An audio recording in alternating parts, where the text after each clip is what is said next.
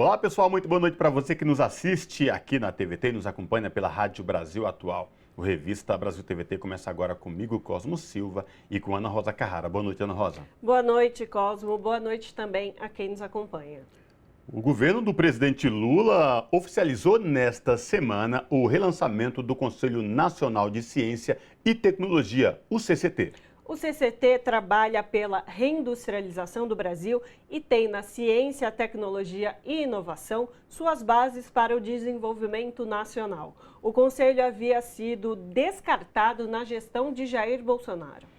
O relançamento do CCT e a divulgação de que o Índice Nacional de Preços ao Consumidor Amplo, o IPCA, foi de menos 0,08% em junho, menor variação para o mês desde 2017, apontando aí para uma deflação no período, serão discutidos no programa de hoje. O Tribunal de Contas da União concluiu que não houve práticas de irregularidades pelo então reitor da Universidade Federal de Santa Catarina, Luiz Carlos Cancellier, alvo da Operação Ouvidos Mocos, em 2017.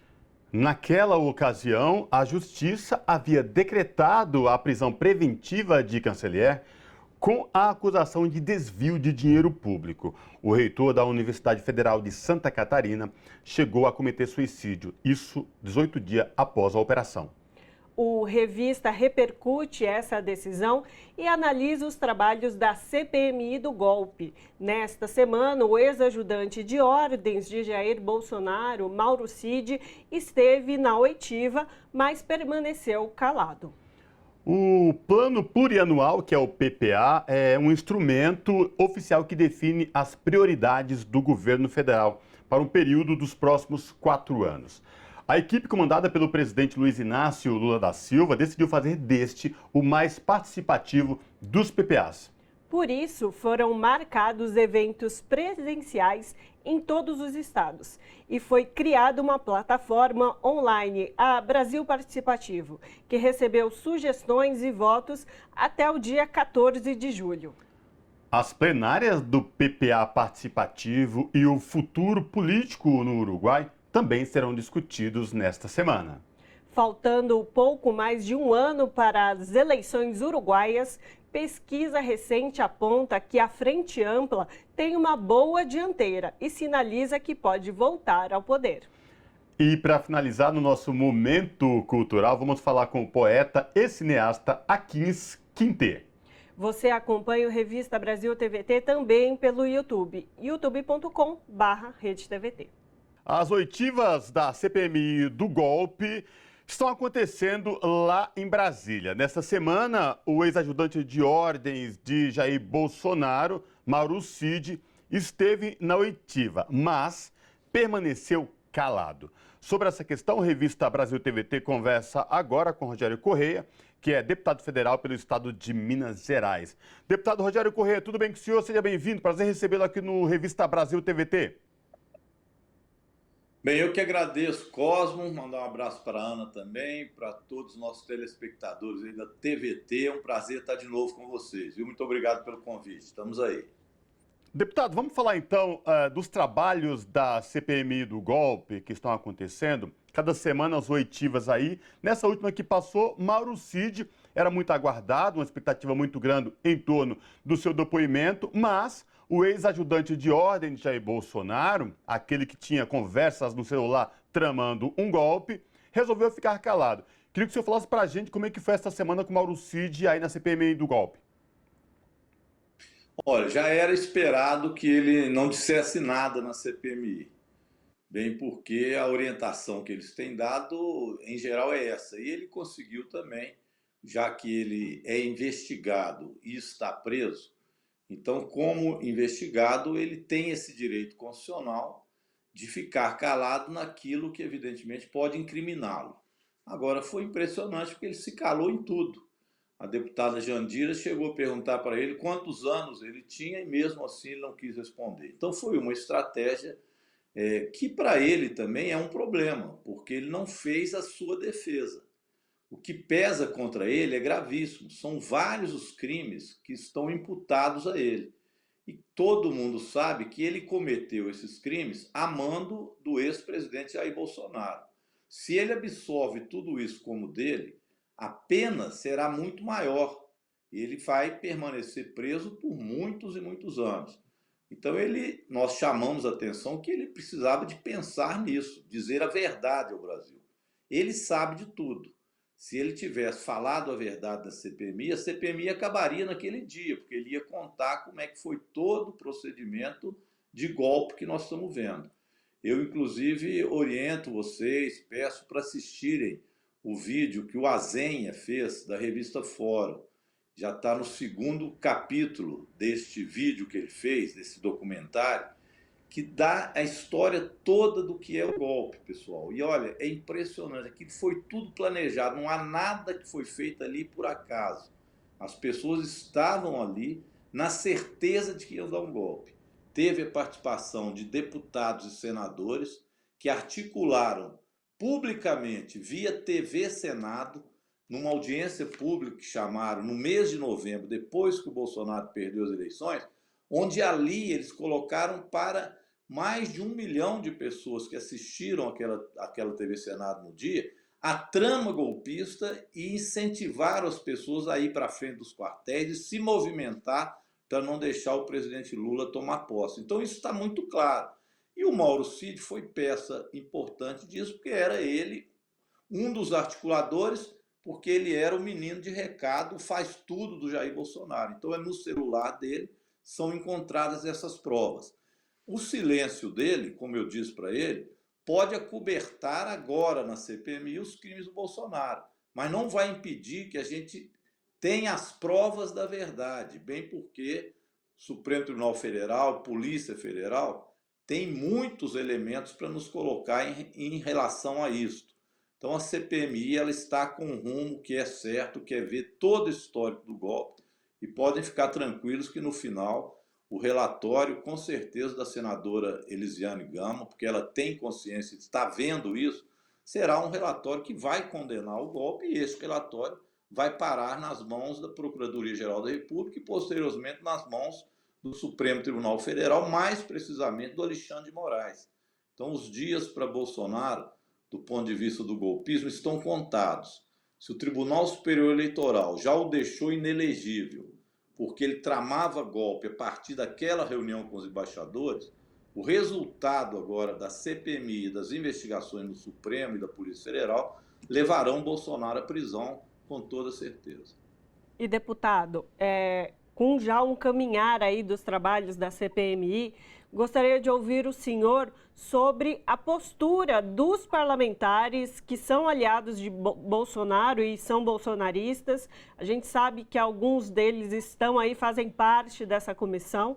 E a gente vinha acompanhando uma tentativa deles usarem esse lugar da CPMI como um palco para promover furdunço, né? Para promover uma bagunça ali de desorientar o processo da CPMI. Gostaria de ouvir o senhor sobre essa tentativa dos bolsonaristas, se eles estão conseguindo ter algum tipo de domínio sobre a CPMI ou se, de fato, a tentativa deles botarem a CPMI para questionar o governo Lula foi por água abaixo. Olha, eu vou ficar aí com a sua segunda hipótese que você levantou. A ideia inicial deles, por isso eles próprios pediram CPMI, eles achavam que teriam condições de inverter o acontecido do ponto de vista de negar a história. Como eles são negacionistas da ciência, foram negacionistas da pandemia, do vírus, são negacionistas da ciência, né? Tem parte deles que acha até que a Terra é plana, imagina um negócio dele. Eles negam também a história. Então eles negam a história do golpe. Eles querem dizer que aquilo foi um fato isolado que aconteceu no dia 8, que precisa investigar apenas o dia 8. O dia 8 foi o que culminou no processo golpista deles. Então essa narrativa, eles gostam de usar essa palavra, essa narrativa deles não pegou, a não ser na bolha deles. E mesmo assim, muitos na bolha acabam não acreditando, porque veem as cenas e vão vinculando com a história, com os fatos, né? Contra fatos não há argumentos. E é isso que está sendo demonstrado. Então, essa parte falhou, que era eles julgarem a culpa no próprio presidente Lula do golpe que quiser dar no Lula. É um negócio completamente sem pé nem cabeça. Então, como isso falhou, agora, e eles têm minoria na CPMI, então eles passaram a fazer obstrução na CPMI. Então, o que você falou é bagunça. Eles vão para lá, a gente vai falar, não deixa falar, interrompe. Outro dia eu perdi a cabeça, tive que mandar escalar a boca, porque ninguém aguenta. Então você escuta aquelas asneiras, mentiradas deles, e depois você vai, evidentemente, rebater aquilo com fatos, com conteúdo. Aí eles não aguentam escutar, colocam pessoas para ir lá, deputados para gritar. E outra, muitos são deputados que estão sendo investigados. E eles, inclusive, muitos deles com possibilidade de serem cassados daqui a pouco, quando o Supremo terminar também as investigações, porque, por enquanto, o que o Supremo determinou foi a prisão daqueles que fizeram os atos de violência. Mas agora o Supremo já está analisando, e nós também, quem foram os financiadores que deram dinheiro, financiaram, e quem foram os autores intelectuais do golpe. E muitos desses deputados incentivaram e foram também autoria intelectual. Então, este vídeo, esse documentário que eu falei, tem lá muito claro. Alguns deputados foram na porta do quartel dizer a data do golpe. É o caso do general Girão, não é o senador Girão, é o general Girão, que é deputado federal. Ele foi, assistam os vídeos, é impressionante, ele foi lá no quartel e disse, olha, será no final de dezembro que nós vamos dar o golpe, etc., marca a data. Então a expectativa deles era fazer ainda com Bolsonaro no Brasil o golpe, antes da posse do Lula. Como eles não conseguiram, então o Bolsonaro viaja, foge para os Estados Unidos e de lá ele continua arquitetando a hipótese do golpe que eles tentaram no dia 8. Por isso, no depoimento do Mauro Cid, que ele não falou nada, eu chamei atenção para isso. Isso vai estar no relatório com certeza. O Mauro Cid foi nomeado pelo Bolsonaro e pelo ministro então, da época da Segurança e o general do Exército, para ele estar no comando das Forças Especiais em Goiânia, que fica a 15 minutos de Brasília. Essas Forças Especiais treinam guerrilha, é o tipo de treinamento exatamente para guerrilha urbana. Este pessoal viria, como está no telefone dele, e também daquele Major Ailton, que o Bolsonaro dizia que era o irmão 02 dele, e ele fala que teriam 1.500 homens que estariam à disposição para vir no dia do golpe. Ou seja, esses 1.500 homens atuariam para finalizar o golpe. E eles pedem, então, ele pede para que eles sejam liberados. E o general que comandava, o coronel, se eu não me engano, o general que comandava esse batalhão, não queria fazer parte disso, estava se negando a levar esses homens. Ele é retirado e é colocado lá o Mauro Cid. Então imagina o Mauro Cid comandando esse exército de pessoas para invadir Brasília no dia que eles programassem o golpe. Então foi tudo muito programado, pessoal. Nós escapamos por um triz, porque primeiro não teve povo que os respaldasse, quando eles fizeram aquilo foram só eles, aquilo não se espalhou pelos estados e rodovias como eles queriam, eles não tiveram também maioria no alto comando das Forças Armadas, porque não teve povo, sabe-se lá o que estava na cabeça de muitos desses generais, mas eles não tiveram respaldo popular e não tiveram respaldo político, porque o próprio Centrão, isso aí, vamos dizer a verdade, o próprio Arthur Lira reconheceu a vitória do Lula no dia seguinte, ou no mesmo dia. Então esse respaldo político que eles esperavam ter, eles não tiveram também. E foi isso que minguou o golpe junto com a ação muito firme do presidente Lula e do ministro Dino, que no dia do golpe, ao invés de chamar a tal da garantia da lei e da ordem para colocar os militares tomando conta, ele fez a intervenção na polícia, nas forças de segurança em Brasília e agiram. Isso foi fundamental para que o golpe não se consolidasse. Mas, olha, foi por um triz, porque estava planejado e tinha os setores ultra-radicais deles que queriam e planejaram esse golpe.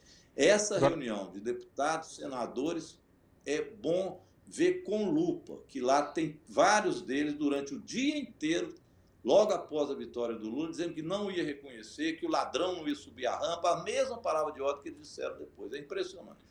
Agora, por isso que quando o senhor traz essas informações, que a CPMI do golpe, ela não diz unicamente, exclusivamente aos atos de 8 de janeiro. Ela antecede ao 8 de janeiro, que é, no caso, a tentativa da bomba no aeroporto de Brasília, a baderneira e arruaça na capital federal com invasão da polícia, a sede da Polícia Federal. Mas, enfim, a minha pergunta, deputado Rogério Corrêa, quando a gente fala de uma CPI ou uma CPMI, muito se questiona até onde os trabalhos e os resultados de uma comissão parlamentar de inquérito ou uma comissão mista parlamentar de investigação.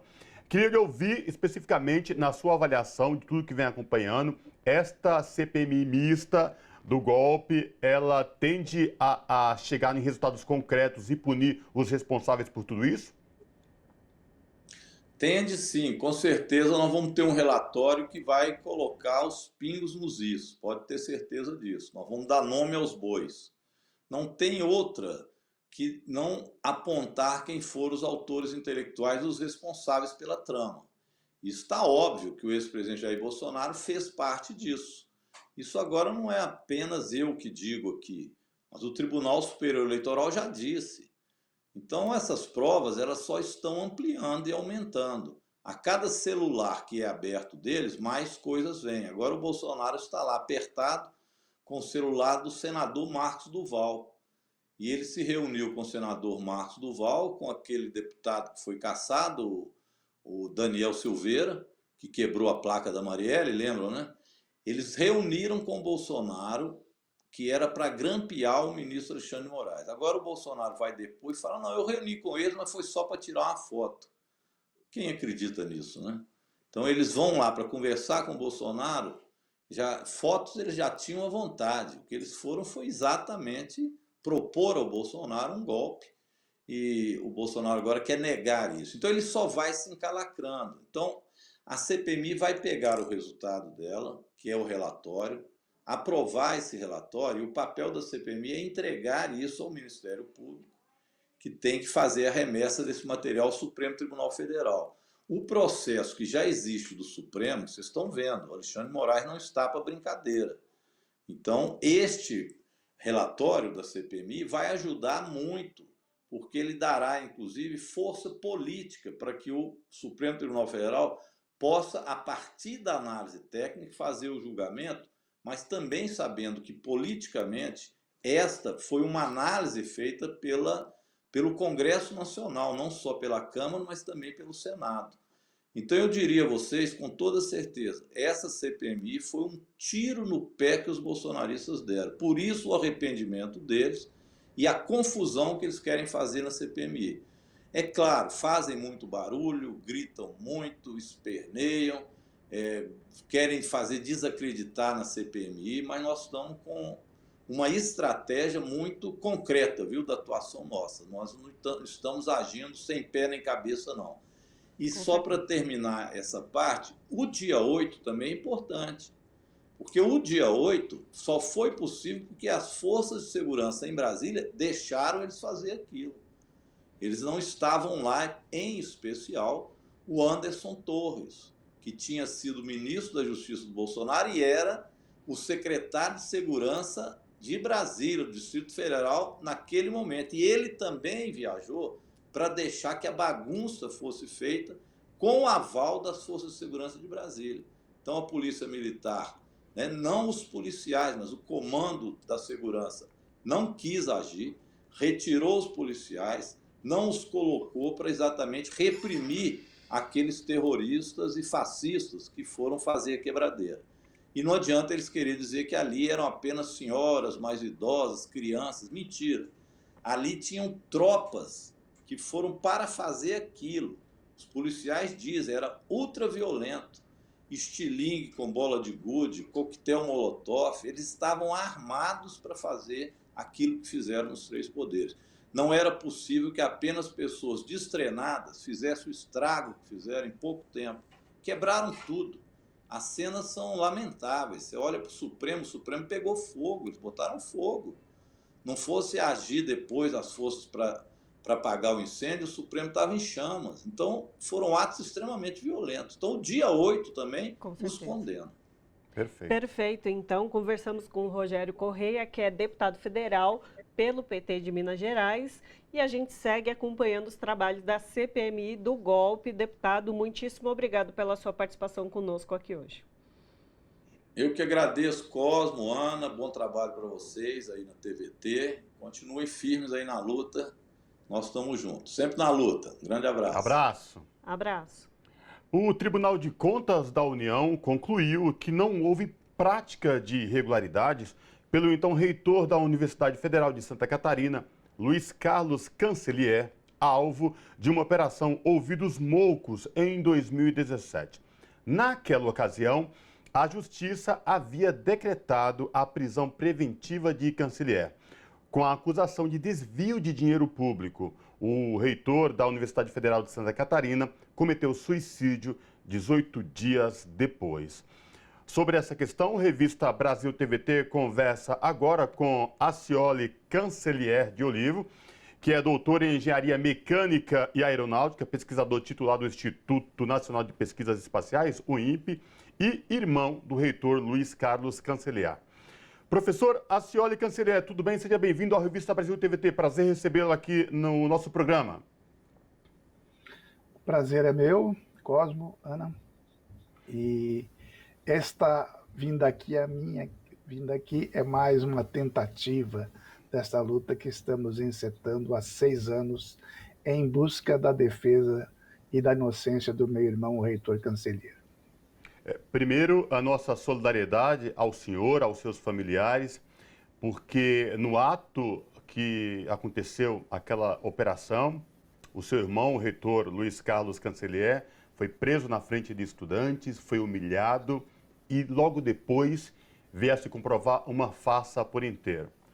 Reitor, um professor respeitado, não conseguia viver longe da universidade nem longe dos seus alunos. Veio a cometer suicídio 18 dias após aquela operação.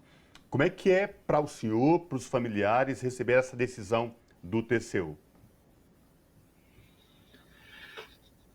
Essa decisão nos encontra, a mim e aos meus familiares, assim, de uma maneira muito forte e emocionante, né? Porque, veja, são decorridos quase 6 anos da morte do meu irmão, que ocorreu 18 dias após a sua prisão no âmbito da Operação Ouvidos Moucos, né? De lá para cá, nós temos encontrado o Estado opressor, né? Porque os 2 governos anteriores, tanto do presidente Temer quanto do presidente Bolsonaro, nós não encontramos no Estado a guarida para fazer uma investigação sobre a Operação Ouvidos Moucos, que prendeu o meu irmão, mais 6 professores, que até hoje sofrem processo, e indiciou cerca de 20 pessoas, professores da Universidade Federal de Santa Catarina. Então eu vejo assim, né, que esta manifestação do TCU, ela é o primeiro passo no sentido de mostrar aquilo que nós sempre acreditamos, a inocência do meu irmão, né? Óbvio que essa manifestação do TCU, ela não é conclusiva no sentido de dizer que o Estado reconhece que o meu irmão e os outros professores sejam inocentes, mas é o primeiro passo, né? Porque ela decorre de uma investigação interna, no âmbito da operação, uma investigação que não ocorreu naquele mês de setembro de 2017, né? Se houvesse essa investigação que está ocorrendo agora, que é o primeiro passo, ela não está concluída, tivesse ocorrido nos dias ou semanas que antecederam o 14 de setembro, quando foi desencadeada a operação, nós não teríamos professores e o reitor acusados de ilícito e, principalmente, não teríamos perdido o nosso querido reitor Cancellier. E, professor, gostaria de ouvi-lo também nessa questão, diante de tudo que o senhor coloca agora, sobre qual foi o papel da imprensa, principalmente a imprensa de massa nisso tudo. A gente sabe, inclusive, que essa operação dos ouvidos mocos seguiu um parâmetro que a gente vinha acompanhando também na Lava Jato, né? De perseguição das pessoas.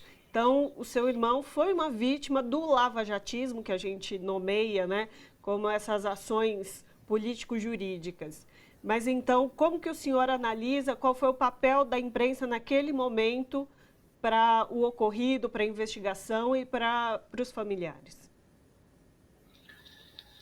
No dia 14 de setembro de 2017, às 6 horas da manhã, usando o procedimento que foi aprendido, né, pelo Estado opressor com a Operação Lava Jato, e a Ouvidos Moucos é uma filha dileta do Lava Jato, porque usou dos mesmos métodos, né? Das mesmas formas de intimidação, as formas de opressora, a forma de midiática, né? A Operação Ouvidos Moucos, ela é filha da Lava Jato. Então, naquele dia 6 de setembro, dia 14 de setembro, às 6 horas, meu irmão e outros 6 professores foram presos, né? Naquele momento, um pouco mais, digamos 6h30, 7 horas, toda a grande imprensa já estava noticiando. Noticiando uma matéria investigativa, não. Estava reproduzindo sites da Polícia Federal, site do Tribunal de Contas da União, que agora está falando, site da CGU, que diziam, com pequenas variações, Operação Ouvidos Moucos, desbaratada organização criminosa liderada pelo reitor da Universidade Federal de Santa Catarina, o reitor canceler, que desviou 80 milhões de reais da Universidade Federal de Santa Catarina. Meia hora depois deles terem sido presos, eles já tinham sido julgados e condenados pela mídia, pela grande mídia.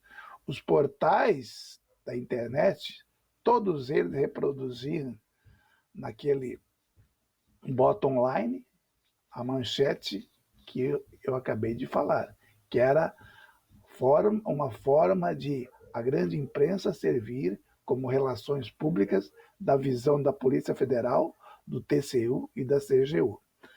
Então, naquele momento, a grande imprensa já estava condenando os professores como culpados sem nenhuma investigação, sem nenhuma matéria jornalística, né? Aí eu vejo o seguinte, né?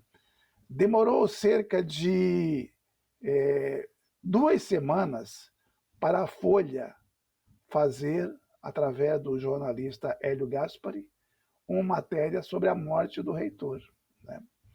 Até foi uma matéria poética, porque Hélio Gaspari usou a metáfora de Guimarães Rosa, disse que o reitor se encantou, né? Ele não morreu, ele encantou-se. E uma matéria muito boa, né? Vindo do Hélio Gaspari na Folha e no Globo. E a Folha, através da sua ombudsman, no domingo seguinte, fez uma crítica à forma de como a grande empresa, no caso a Folha, teria conduzido a operação. E o chefe da redação da Folha, ele foi de uma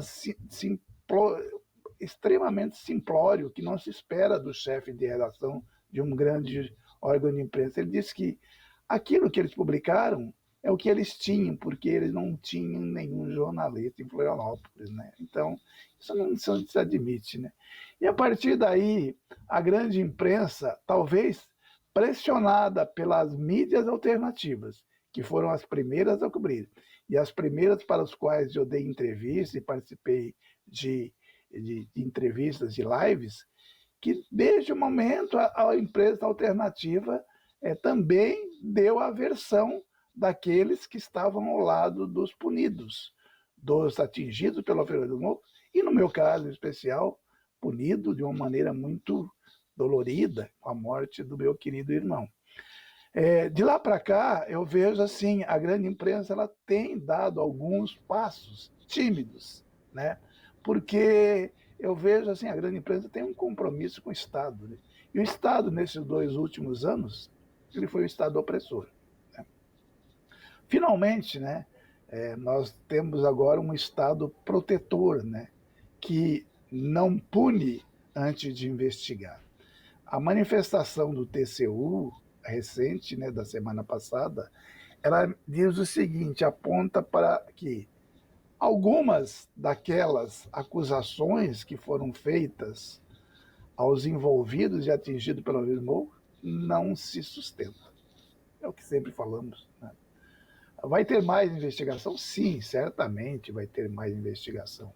Mas, no mesmo dia em que o TCU faz essa manifestação preliminar, e eu gosto sempre de falar, porque nós não podemos agir como eles agiram. Seja, o TCU inocentou o meu irmão. Não, não é verdade, né? O TCU diz que algumas daquelas acusações não se sustentaram. Eu espero que o TCU tenha, os responsáveis pelo TCU, tenham também o direito de dizer assim, olha, foi um equívoco, ou aquilo estava errado, assim.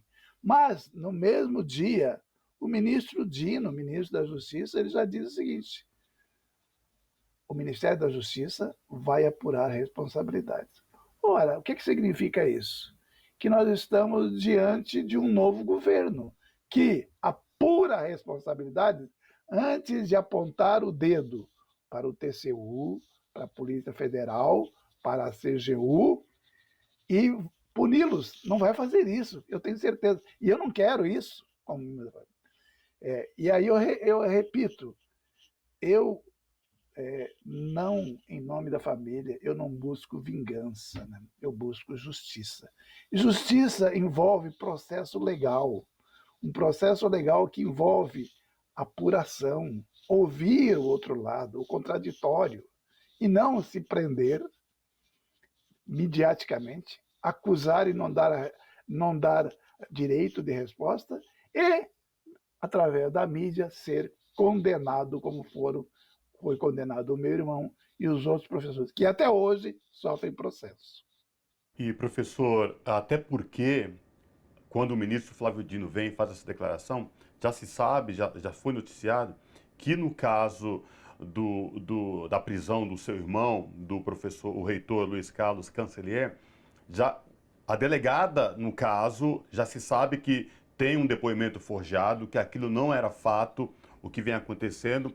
E quando o senhor traz, e quando a gente levanta luz que a imprensa teve um papel, a imprensa tradicional teve um papel fundamental, ela condenou e julgou. Por quê? Porque ela já tinha um dossiê preparado pela operação, pela Polícia Federal, e em nenhum momento questionou. Então a gente tem que tomar muito cuidado, e eu trago esse exemplo concreto de fazer a lição de casa, que toda história tem 2 lados, e você não pode simplesmente acabar com a vida das pessoas sem dar o direito legal da dúvida, da defesa, o que não aconteceu no caso do seu irmão. Mas enfim, que a partir de agora, com novas investigações, chegue-se de fato à apuração, e como o senhor disse, não é vingança, é justiça, porque é isso que a gente almeja em um Estado democrático de direito, não é, professor? Exatamente, né? Você cita a delegada Érica Marino, que em muitos momentos foi apontada como a responsável, né, pela morte do meu irmão. Eu não gosto de fazer essa generalização, né, porque ela é uma policial federal, nós sabemos da importância da Polícia Federal. Eu respeito a Polícia Federal, assim como respeito o TCU, a CGU, o Estado, eu respeito o Estado, né? Então, eu acho que se houver apuração de responsabilidades, o que eu espero é que a delegada Érica Marina tenha a chance que o meu irmão não teve, de se defender e dizer assim, eu agi estritamente conforme a lei, né?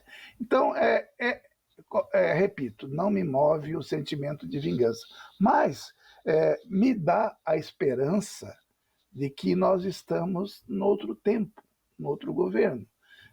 Tanto que eu gosto de mostrar por que eu acho que estamos num novo governo. Nós tivemos 2 governos anteriores que não deu atenção a esse caso, né? No dia 31 de outubro de 2017, eu entreguei ao ministro da Justiça entreguei pessoalmente em Brasília uma representação contra a delegada Érica Marena, questionando os métodos da Operação Ouvir dos Mocos, né? Principalmente porque o inquérito tem 108 páginas e não tem acusação nenhuma sobre desvios comandados pelo meu irmão de 80 milhões de reais. Isso não está no inquérito, né? Mas vazou, né? Vazou esse 80 milhões. O ministro anterior, o ministro do governo Temer, ele não me respondeu, nunca me respondeu essa manifestação. No governo Bolsonaro, o ministro da Justiça era quem? Moro, que é o pai de todas as operações, o idealizador, né? Juntamente com a sua equipe lá da República de Curitiba. Então, não avançamos, né? Não tive nenhum retorno, nunca alguém do governo se manifestou ou se dirigiu e procurou para saber algo a respeito, né? Mas, no dia 1º de janeiro deste ano, o presidente Lula assumiu e, se não me engano, do dia 10 de janeiro, 10 dias depois, ele fez algo que há muito tempo não acontecia nesse país. Ele foi ao encontro dos reitores e diretores das instituições de ensino superior, a chamada Andifes. Ele foi ao encontro para falar sobre ciência, para falar sobre educação. E naquele encontro ele diz: tenho convicção absoluta que o reitor Cancelheiro foi vítima de uma injustiça, de um erro. Tá? 10 dias de governo. Estamos há 6 anos esperando, e no primeira semana ou segunda semana do governo, o presidente da nação diz que acredita na inocência do reitor Cancelheiro. E também, e eu gosto de falar também a respeito disso, dos outros professores que foram punidos. 6 presos e mais 20 que sofrem processos até hoje. Eu envio uma mensagem ao Palácio do Planalto, através do e-mail institucional, pedindo para agradecer ao presidente Lula que, depois de 6 anos, alguém com a responsabilidade de um presidente diz que o reitor é inocente. Para minha surpresa, em seguida, eu recebo um telefonema da agenda do presidente, em que o presidente me convidava para ser recebido no Palácio do Planalto. Fui lá, tivemos uma conversa muito amigável, uma conversa muito promissora, né?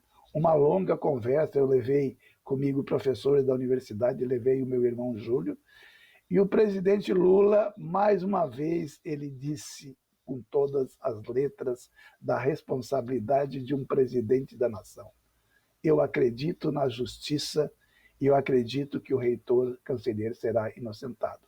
Isso nós estávamos em janeiro, primeiro mês do governo. Agora, com a recente manifestação do TCU, o ministro Dino disse que vai apurar responsabilidades e designou o seu secretário executivo, Ricardo Capelli, para me receber. Foi recebido na quarta-feira passada, agora antes de ontem, onde eu fui agradecer esta manifestação do Ministério da Justiça em apurar responsabilidades, né? O secretário Capelli, diga, quer falar algo? Não, o senhor pode concluir a sua fala, por favor. Então, o secretário executivo Capelli, ele disse que o ministro Dino está muito empenhado em apurar a responsabilidade. Entreguei documentos, aquela representação que eu fiz, e entreguei também um dossiê que foi produzido por todos os professores atingidos pelo Ouvir dos Mocos, com detalhes, com documentação, não com suposições nem com convicções. Um relatório muito bem fundamentado que vai servir ao Ministério da Justiça examinar esses documentos e verificar se a responsabilidade dos agentes do Estado ela exacerbou as suas atribuições e, no caso, nós esperamos que, se isso aconteça, eles sejam responsabilizados pela má condução desta operação.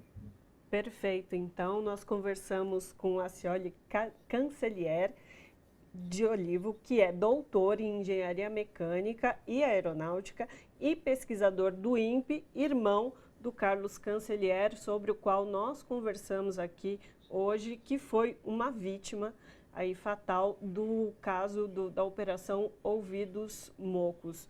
Professor, a gente se solidariza mais uma vez com a família, porque essa é uma dor que jamais vai ser superada, com certeza, porque perder uma vida é sempre uma dor eterna.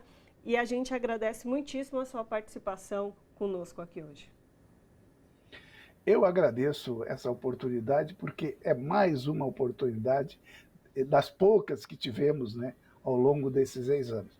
E eu espero que, em breve, muito breve, eu seja novamente a chamada para falar com vocês aqui sobre os desdobramentos dessas apurações. Que eu possa chegar aqui e dizer assim, cumpri o meu objetivo, que é mostrar que Luiz Carlos Cancellier de Olivo, o Cal, o meu querido irmão Cal, o reitor Cancellier e todos os professores que foram atingidos pelo Ouvidos Mocos, eles são inocentes. Abraço, professor. Abraço, obrigado. Professor. O Plano Plurianual, o PPA, é um instrumento oficial que define as prioridades do governo federal para um período de 4 anos. A equipe comandada pelo presidente Luiz Inácio Lula da Silva decidiu fazer deste o mais participativo dos PPAs. Por isso, foram marcados eventos presenciais em todos os estados e foi criada a plataforma online Brasil Participativo, que recebeu sugestões e votos até a última sexta-feira, dia 14 de julho. Para falar com a gente sobre o PPA Nacional Participativo, nós conversamos agora com a Kelly Maforte, da Secretaria Nacional de Diálogos Sociais e Articulação de Políticas Públicas da Secretaria-Geral da Presidência da República. Kelly Maforte, tudo bem? Prazer te receber aqui no Revista Brasil TVT. Seja bem-vinda. Olá, um grande abraço a vocês e a toda a audiência que tem nos acompanhado. Kelly, as plenárias do PPA participativo, né, que começou lá atrás e terminou na última sexta-feira com uma grande plenária com a presença do presidente em São Paulo, é um organismo que traz participação popular para que, de fato, as pessoas façam parte do governo e proponham que tipo de políticas e o que querem nas ações do governo. Eu queria te ouvir como que foi a organização dessas plenárias, né, que demorou aí, percorreu todos os estados e que ouviu a população e a sociedade civil de vários setores, né? Queria te ouvir como é que foi esse processo, Kelly. Processo muito bonito, de uma construção coletiva. Importante a gente dar visibilidade, né, que o plano plurianual, ele determina qual que é o planejamento, né, que estão expressos também todas as expectativas em relação à aplicação, né, das diretivas do ponto de vista do governo federal e que vão ajudar a incidir também na questão do orçamento, né? Então, o PPA não é o orçamento ainda, mas é o planejamento que ajuda muito a gente poder pensar as prioridades do nosso país. É uma forma do povo brasileiro dizer que Brasil que a gente quer. Via de regra, o plano plurianual, ele não necessariamente é feito com participação social, né? Mas neste governo Lula 3, nós tivemos a alegria de ter o PPA participativo e nós queremos, né, entregar para o Congresso brasileiro a contribuição do povo brasileiro sobre o tema do PPA. O povo brasileiro quer participar e a gente espera que o Congresso brasileiro possa ouvir. Como que a gente organizou essa participação social? Foram realizadas plenárias em vários estados, né? Então foram 27 plenárias em todos os estados brasileiros, no Distrito Federal, encerrou aí no estado de São Paulo, mas também através de uma plataforma Brasil Participativo, que já teve, né, aí o acesso de pelo menos de mais de 3 milhões de pessoas, sendo 1.200.000 pessoas votantes. Então isso nos deixa muito felizes porque a participação social de volta.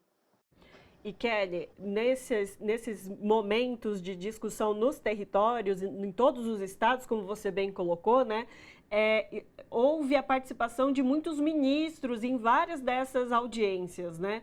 E aí eu gostaria de entender, te ouvir sobre qual que é a importância do ministro também, uma representação direta ali do governo federal, e o presidente Lula esteve também nessa última audiência no estado de São Paulo. Qual que é a relevância da sociedade civil estar nesse momento sendo ouvido também por essa representação do Poder Executivo Nacional? Você destacou muito bem. Os ministros, né, eles têm uma tarefa que é justamente de dialogar sobre as pautas finalísticas, né, e também ajudar em todo esse processo que fomenta as propostas que compõem o PPA, né. O plano plurianual, ele é coordenado pelo Ministério do Planejamento, né, pela nossa ministra Simone Tebet, e a parte participativa no PPA, que é o PPA participativo, que nós vamos encerrar agora no final de julho, ela é coordenada pela Secretaria-Geral da Presidência, que tem essa atribuição de poder ouvir a sociedade, trazer as demandas da sociedade para dentro do PPA. Mas, além disso, a gente teve a participação de muitos ministros, né? Porque dentre os vários programas do governo federal e que foram oferecidos para a sociedade na plataforma Brasil Participativo, nós temos ali todos os ministérios representados, né? Então, os temas, né, que são ligados à questão da assistência social, da saúde, né, temas de segurança pública. Então, os variados temas, né, estão ali no PPA Participativo na plataforma, e nós também tivemos os ministros dialogando diretamente com os movimentos, com as organizações populares nessas várias plenárias que aconteceram em todo o país. E Kelly, Ana, eu votei diretamente lá na plataforma, no Brasil Participativo, como homem preto, como homem LGBTQIA+, cis, não podia deixar de levar a minha contribuição, né? E quando a gente fala de participação, é exatamente isso, Kelly, não é para deixar. E aí quando vem, além de pegar do corpo do governo federal, que vem dialoga com a sociedade, mas também que abre espaço para distintos setores como mulheres, negros, trabalhadores, LGBTQIA+, quilombolas, enfim, você abre um leque gigantesco. E imagino também que a dificuldade de fazer com que esses setores, de fato, mobilizem cada segmento aí para entrar na plataforma, para votar, para se fazer presente, também não deve ter sido fácil. Como é que foi essa questão, Kelly? Sim, nós temos ainda uma deficiência, né, do ponto de vista da comunicação digital e da participação social por esses meios, né? Mas, felizmente, né, as pessoas foram se ajudando. Nós tivemos também alguns mutirões, como, por exemplo, no Congresso da Uni foram montadas tendas, né, para que os estudantes participassem em tempo real e votassem também na nossa plataforma Brasil Participativo. Houve uma grande mobilização também por parte dos movimentos que entenderam, né, que parte das suas pautas, ela se resolve se a gente conseguir colocar elas como prioridade. Então, houve uma mobilização muito importante do Movimento Sem Terra, do Movimento por Soberania na mineração, movimentos, né, em defesa da alimentação adequada e saudável, né? Então, foi muito importante esse processo todo de mobilização, porque as pessoas, né, foram entendendo a importância da participação. Mas, além disso, como você mesmo destacou, também pessoas individuais que não necessariamente estão em movimentos, elas também se sentiram, né, convidadas a participar. Tanto é que a gente já pode comemorar que a gente teve, né, apesar de todas as dificuldades, porque não necessariamente estavam familiarizados ali com o GovBR, né, que é a plataforma de acesso para chegar no Brasil Participativo, mas nós tivemos, né, mais de 3,5 milhões de acessos. Então, olha que bonito, né? As pessoas conseguiram ter contato com essas propostas, né, do governo, e vários conseguiram votar. Porque na plataforma Brasil Participativo, você poderia conhecer os programas prioritários do governo, os 28 programas, você poderia escolher até 3 programas, né? Fazer até 3 propostas para qualquer ministério, e também votar em 3 propostas, né? Então, isso tudo acabou trazendo engajamento, porque as pessoas podiam compartilhar também nas suas redes sociais quais foram as suas escolhas, né? Então, isso gerou, principalmente na reta final, um processo de bastante engajamento, que isso venha para ficar, né? Que a forma também da participação social presencial, ela se combine com a participação social digital, porque é uma maneira da gente poder ampliar os canais, né, de engajamento para poder dizer o Brasil que a gente quer, e o Brasil que a gente quer tem que ter sim a cara do povo brasileiro. E Kelly, você bem colocou essa questão da ampliação de participação a partir das redes sociais, da interação via internet. Isso é uma questão muito importante que possibilita, muitas vezes, quem não estava ali próximo aonde ia acontecer a audiência, né, nos rincões do nosso país, que pudesse ter esse acesso, né? Mas eu queria perguntar exatamente sobre a realização das audiências presenciais nos territórios, né? De estar pisando o chão em que as pessoas vivem, né? Esse é um orçamento nacional que, junto com a LOA e o LDO, definem todo o orçamento da nação. Mas qual que é essa diferença? Qual que é a importância de estar no território em que a pessoa vive, onde de fato para ela é que faz a diferença ali de políticas públicas que estão relacionadas à sua saúde, educação, no chão que ela pisa? É uma riqueza muito grande, né? Em todas as plenárias, nós tivemos um espaço dedicado para ouvir a sociedade, os vários segmentos, né? Desde segmentos religiosos, segmentos de movimento negro, movimentos socioterritoriais, né? Urbanos, rurais, movimento de luta pela moradia, pelo direito à alimentação, saúde, etc., LGBTs. Então, esses segmentos, eles falavam, tinha esse primeiro momento, né? Abertura com a fala dos movimentos, né? E esse processo de escuta foi feito pelos ministros, o que foi muito importante. Os ministros e ministras de Estado ouviram essas demandas sociais, né? E aí, só depois disso, é que nós tínhamos, então, as falas dos nossos ministros, né, ministras.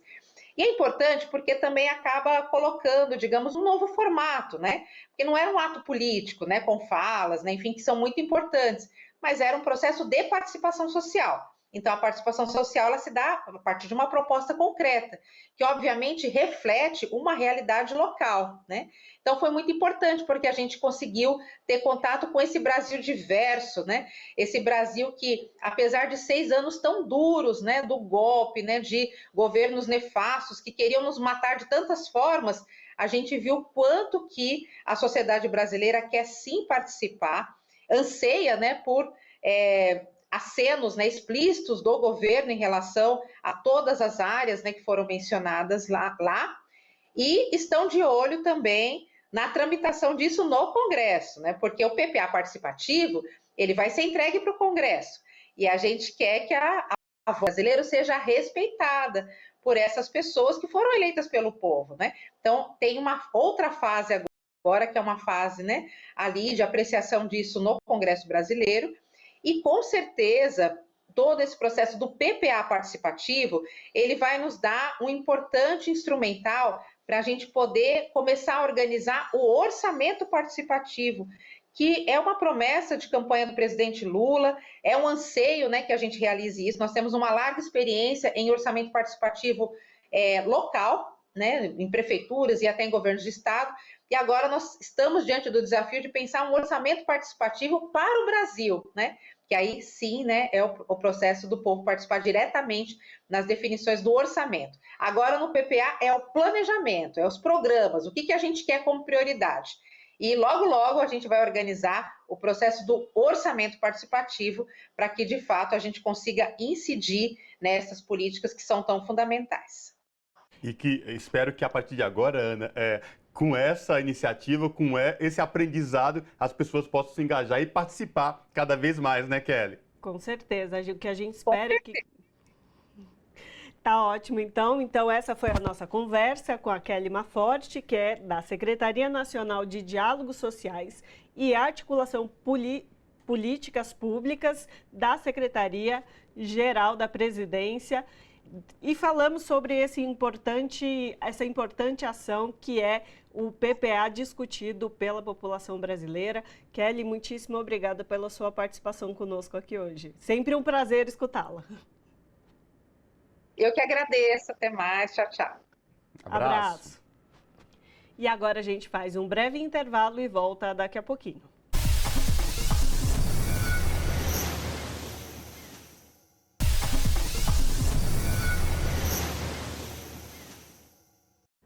De volta com Revista Brasil TVT, aqui na TVT e também na Rádio Brasil Atual. O governo do presidente Lula oficializou nesta semana o relançamento do Conselho Nacional de Ciência e Tecnologia, o CCT. O CCT trabalha pela reindustrialização do Brasil e tem na ciência, tecnologia e inovação suas bases para o desenvolvimento nacional. O conselho havia sido descartado na gestão de Jair Bolsonaro. Sobre essa questão, nós conversamos agora com Arualdo Oliveira da Silva, da direção executiva dos metalúrgicos do ABC e também presidente da Industrial Brasil. Arualdo, tudo bem? Prazer te receber aqui no Revista Brasil TVT. Seja bem-vindo. Oi, tudo bem a todos? Cumprimentar todos que estão nos assistindo. O prazer sempre é meu, estar podendo debater um pouquinho com vocês sobre todos os temas. Maravilha. Arualdo, nos últimos anos, o Brasil vinha sofrendo um processo de desindustrialização. Várias montadoras indo embora e você não via nem ouvia sinalização de quem estava no governo, um projeto, políticas que pudesse firmar e desenvolver o setor industrial no país. O presidente Lula assume com um dos compromissos de reativar o Conselho Nacional de Ciência e Tecnologia com essa possibilidade, né, de trabalhar a reindustrialização. Eu queria te ouvir sobre o lançamento deste conselho.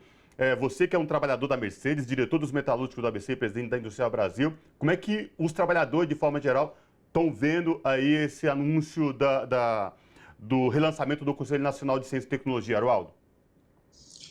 Acho que é importante ressaltar que desde o golpe da presidenta Dilma, já no governo Michel Temer, governo Bolsonaro, além de um desmonte da indústria, a gente tem uma política anti-industrial, né? Tem, claro, um recorte por parte desses governos que não era para incentivar a indústria. E fazendo conexão já com o Conselho Nacional de Ciência e Tecnologia, se a gente pegar todo o nosso, né, investimento em pesquisa, desenvolvimento e inovação no Brasil, metade vem do poder público e metade da iniciativa privada. Do tanto da iniciativa privada, dessa metade, 70% é da indústria.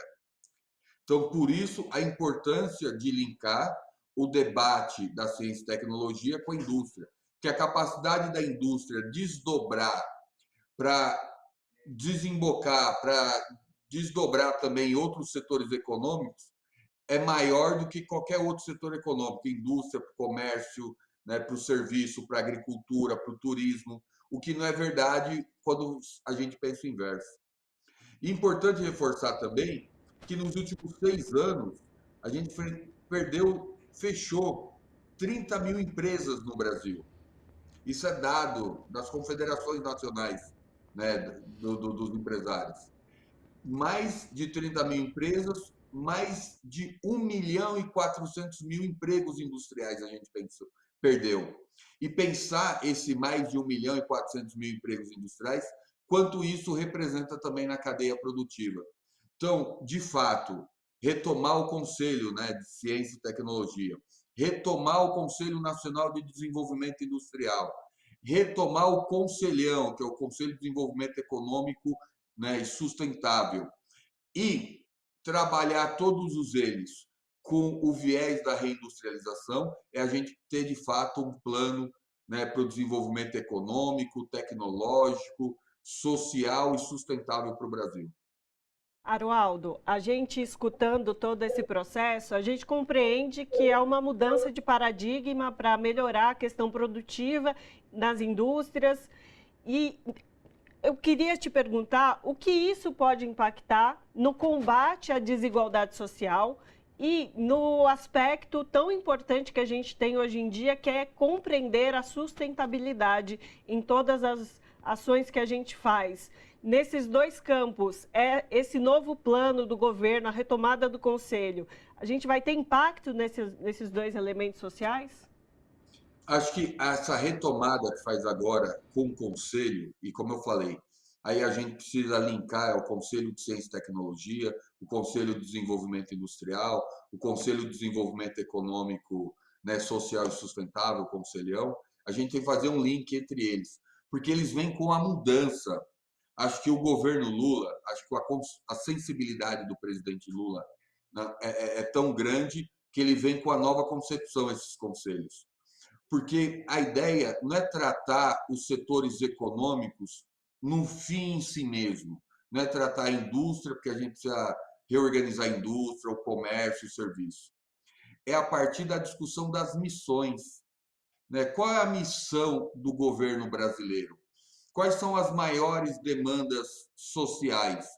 Então, a partir de um problema real do povo brasileiro, a gente organizar o nosso processo de pesquisa, desenvolvimento, inovação, organiza as cadeias produtivas.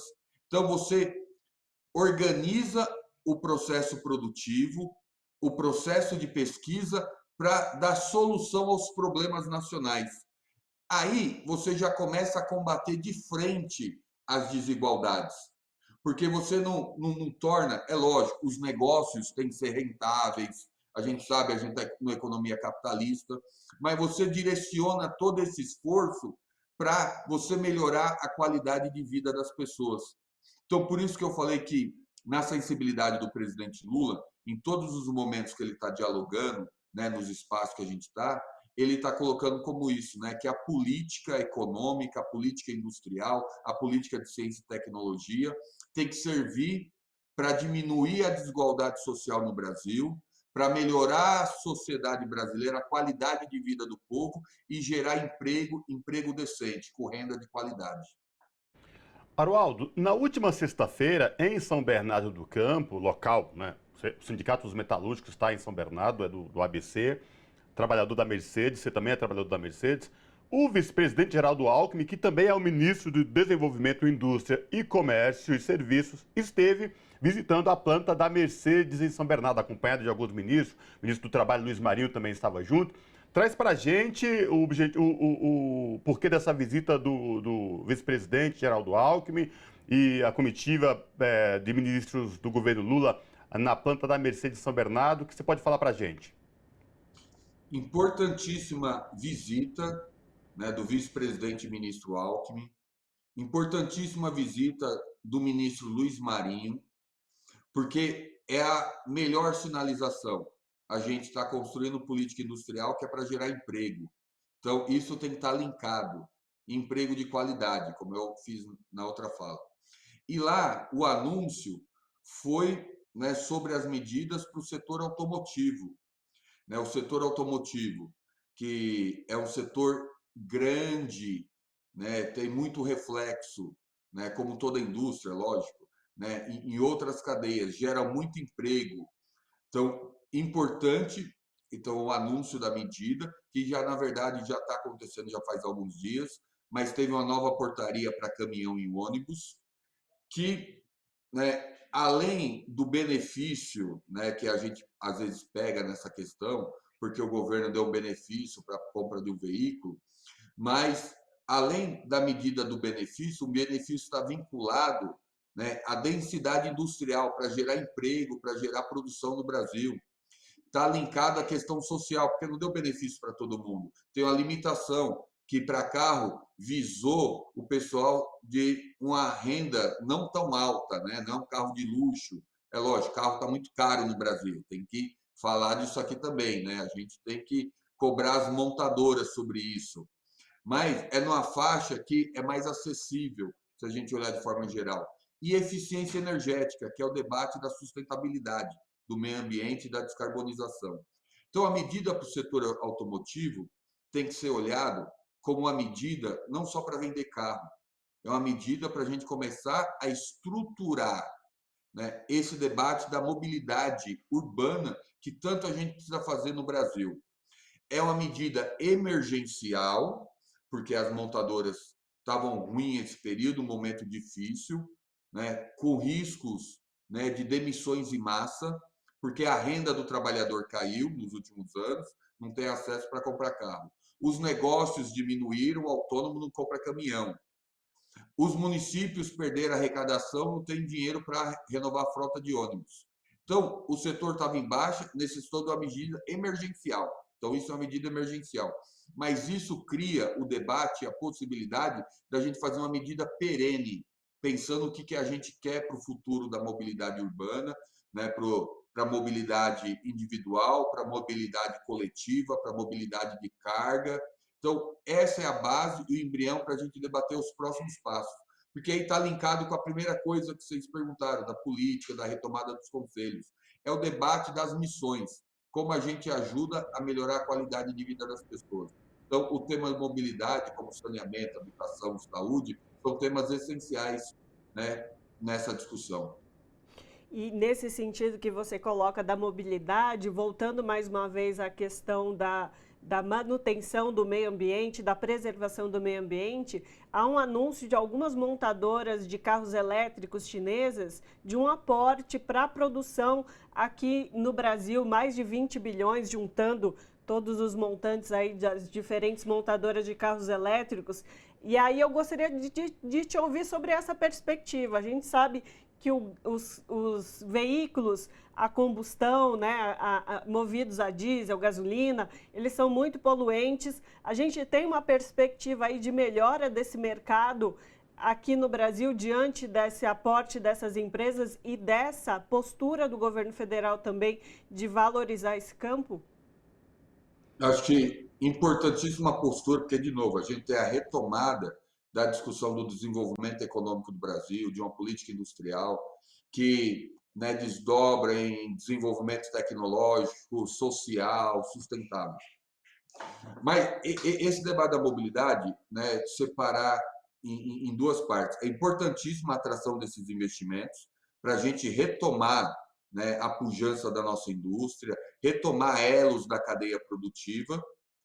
Mas a gente tem que olhar em dois momentos o debate da mobilidade. A gente tem uma matriz energética limpa no Brasil, né? Nós temos um privilégio, diferente de outros países, que não tem uma matriz energética limpa. Então, a gente tem uma matriz energética já limpa. A gente tem alternativas, né, para biocombustíveis, outras fontes de energia, que a gente precisa explorar. Então, de fato, na discussão da mobilidade, a gente vai transitar para eletrificação, inevitável. Mas a gente precisa de discutir se é eletrificação pura e simples a bateria, ou se, junto com os biocombustíveis, a gente vai discutir, né, um veículo híbrido. Porque hoje o patamar que a gente está do motor a combustão, ele não polui o que poluía há 10 anos atrás. A gente avançou. Inclusive, o combustível brasileiro é menos poluente que o combustível nos outros países, né? É importante ressaltar isso. Então, a gente já tem uma evolução. O que a gente precisa fazer? Então, por isso, separei em duas partes. É olhar para frente, olhar as matrizes que a gente vai trabalhar, seja o elétrico puro, seja biocombustível, o etanol, né, que é uma tecnologia nossa. Então, a gente tem que discutir isso. Então, é possível conviver com diversas matrizes daqui para frente e olhar o para trás, porque quanto mais longe está as legislações, veículo de 20 anos atrás, 30 anos, eles poluem muito. A gente vai ter um saldo de descarbonização, que é isso que a gente está buscando, é a descarbonização da economia. A gente vai ter um saldo maior, mais do que acelerando para a eletrificação, o saldo maior é olhando e tirando os que poluem muito da rua. Então, o caminho para frente é a questão de estruturar, desenhar com os atores e a gente caminhar. Agora, a gente precisa aprofundar o debate de tirar essa frota antiga da rua, que polui muito, que causa acidentes, né? O SUS tem conta sobre isso, de quantos acidentes a gente tem por causa de carro antigo na rua. Então, ajuda até na questão da saúde. Então, a gente tem dois debates importantes para fazer, que é o do futuro e da atual frota que a gente precisa renovar. Perfeito. Conversamos com Aroaldo Oliveira Silva, da direção executiva dos metalúrgicos do ABC e presidente da Industrial Brasil. Aroaldo, muitíssimo obrigado pela sua participação conosco aqui hoje e todas essas explicações importantes para a gente entender os rumos que a gente toma a partir de agora no Brasil diante da reindustrialização. Eu que agradeço a oportunidade, sempre um privilégio estar conversando com vocês. Obrigado, um abraço a todos. Abraço. A divulgação de que o Índice Nacional de Preços ao Consumidor Amplo, IPCA, foi de menos 0,08% em junho, menor variação para o mês desde 2017, aponta para a deflação no período. Indicador oficial da inflação soma 3,16% em 12 meses, no menor nível desde 2020. Quedas nos preços de alimentos e combustíveis puxaram o IPCA para baixo. Para entender melhor essa questão do que significa deflação e como estão os números na economia do Brasil, nós conversamos agora com Marilane Teixeira, que é economista, professora e pesquisadora do CESIT, que é o Centro de Estudos Sócios Sindicais e Econômicos do Trabalho do Instituto de Economia da Universidade de Campinas, a Unicamp. Professora Marilane Teixeira, prazer recebê-la mais uma vez aqui no Revista Brasil TVT. Seja bem-vinda. O prazer é o meu. Muito obrigada pelo convite. Uma alegria muito grande estar aqui com vocês novamente. Professora Marilane Teixeira, vamos falar então e tentar compreender e entender quando a gente fala assim deflação, né? O que isso significa, de que deflação nós estamos falando e como isso ocorre?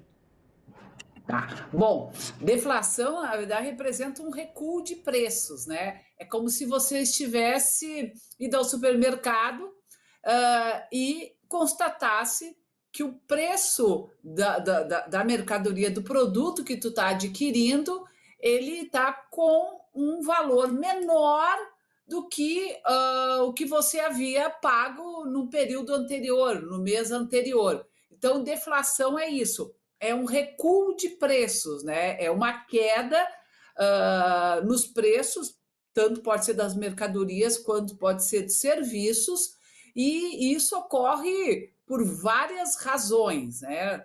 Pode ocorrer em decorrência, por exemplo, quando a gente está falando de produtos, alimentos, né? Às vezes está muito relacionado com uma safra particularmente muito positiva e que, de certa forma, proporcionou uma maior oferta desses produtos, né?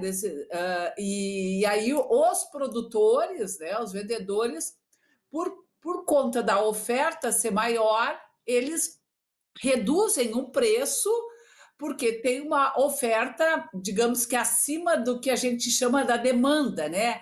E se os preços caírem, vai ter mais pessoas adquirindo, né, aquele produto por aquele preço. Pode ser também em decorrência de uma queda no preço de insumos e matérias-primas, que tem muito impacto, é o caso, por exemplo, dos combustíveis, né?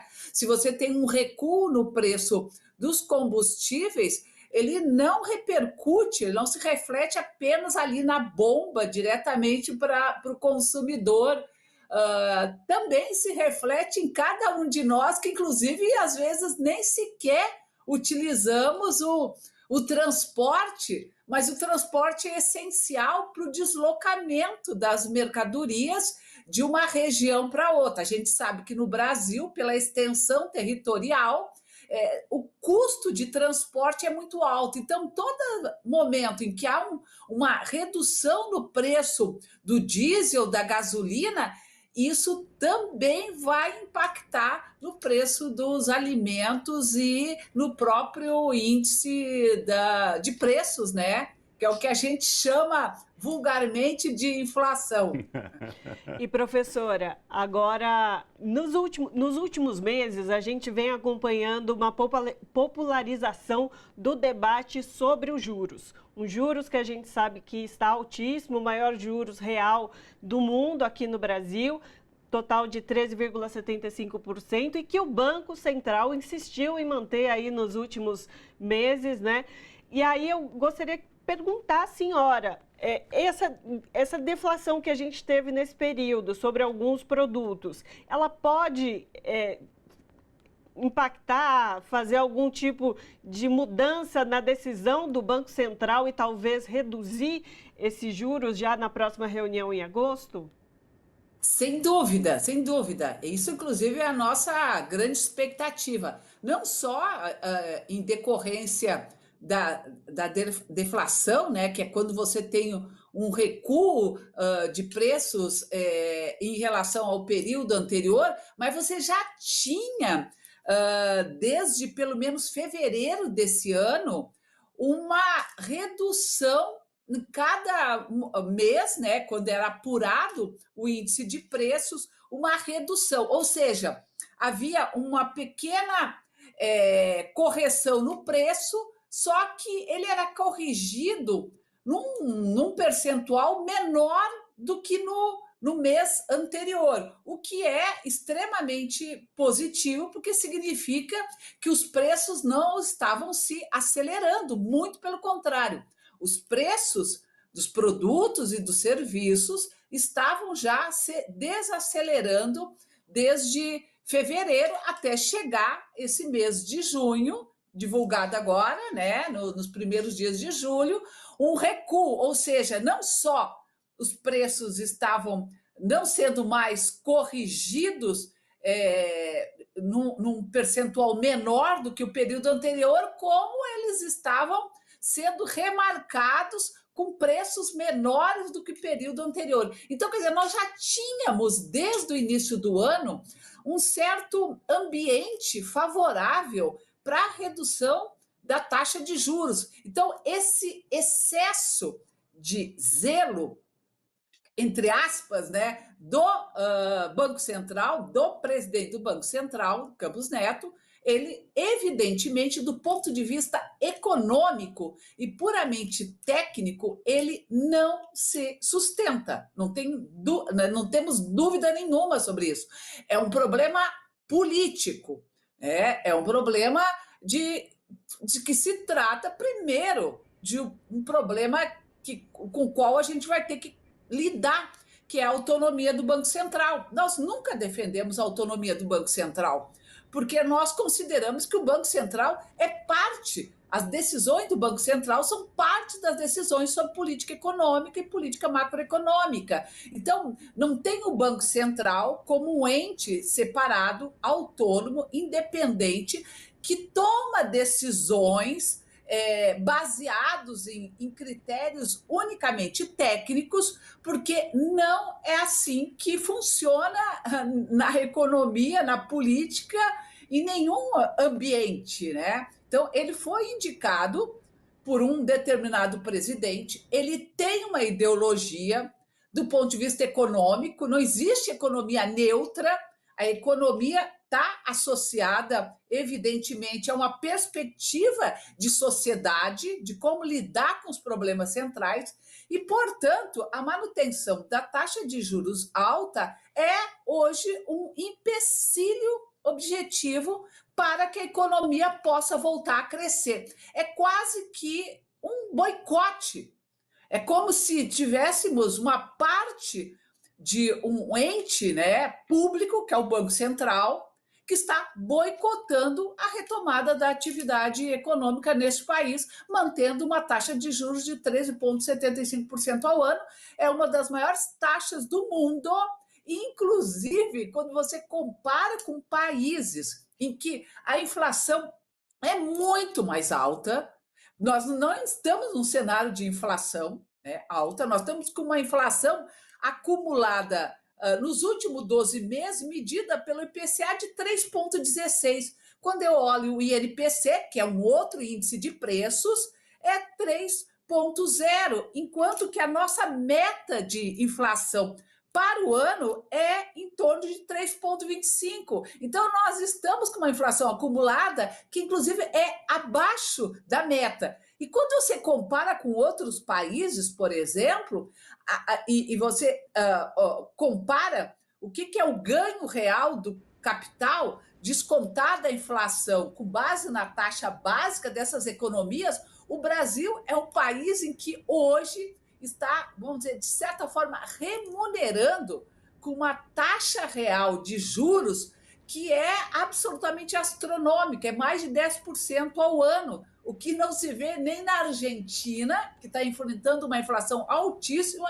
e nem nos países desenvolvidos. Então, nós, sem dúvida nenhuma, somos o paraíso para os grandes investidores e para quem vive do rentismo, que é os únicos que estão ganhando com isso. Aliás, professora, a reclamação ela é geral nos 4 cantos do país quanto a esta taxa de juros, não é só da equipe econômica do governo, mas também de empresários, do setor comerciário, enfim, de vários setores que fazem a economia geral do país. Nesse sentido, minha pergunta para a senhora. Reforma tributária aprovada na Câmara dos Deputados, vai agora para o Senado, arcabouço fiscal idem, inflação dentro da margem, segurando lá. A expectativa agora para a redução de juros. De quanto essa redução a gente está falando, professora, na sua avaliação? 0,25, 0,5, 1? Queria lhe ouvi-la. Certo. Sim, isso que você chamou a atenção, a gritaria geral, porque, obviamente, os produtores, né, os setores econômicos que dependem de crédito para poder financiar fluxo de caixa, investimento, claro que são os principais afetados, né, por esse tipo de política, assim como as pessoas, o cidadão comum, né, a cidadã que depende de crédito para financiar compra, cartão de crédito, cheque especial, a gente está pagando 300%, 400% ao ano.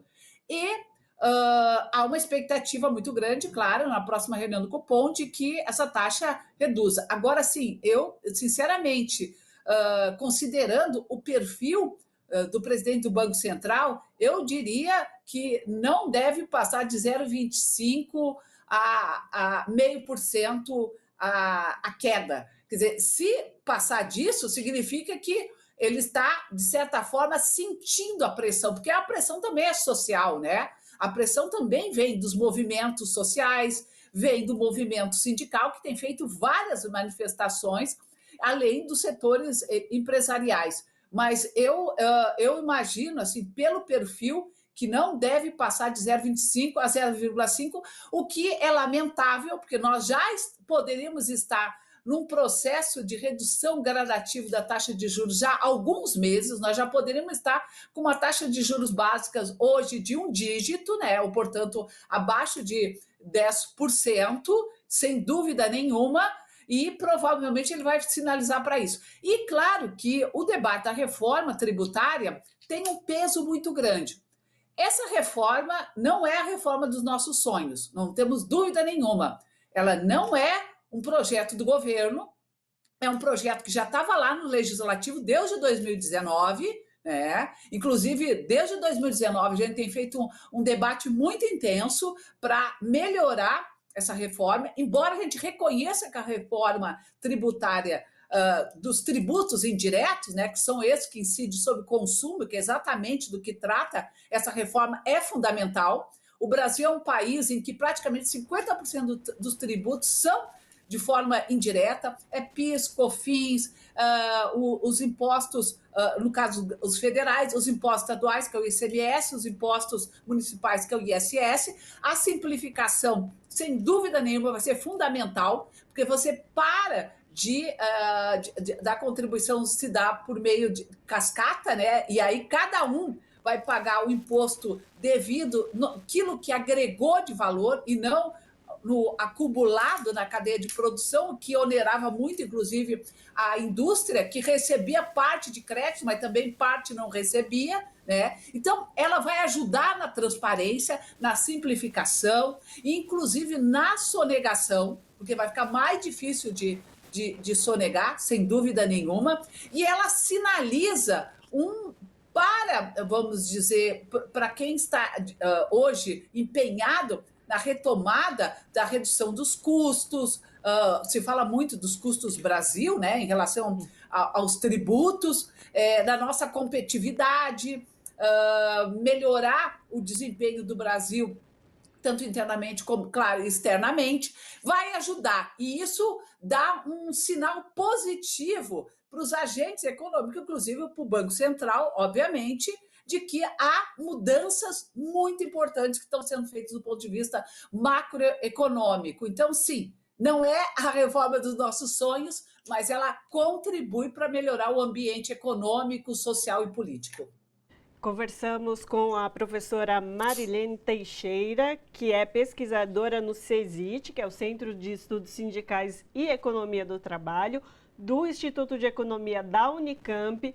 E com certeza, professora, a gente gastaria muito mais tempo para falar de todos os elementos econômicos que estão envolvendo a nossa vida, as grandes mudanças que estão acontecendo.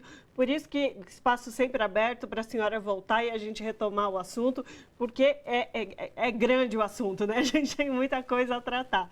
E a gente agradece imensamente a sua participação aqui hoje.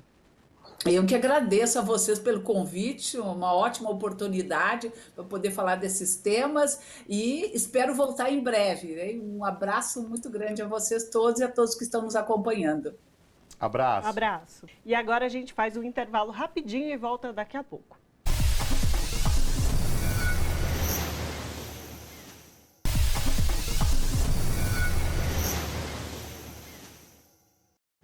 De volta com Revista Brasil TVT, aqui na TVT e também na Rádio Brasil Atual.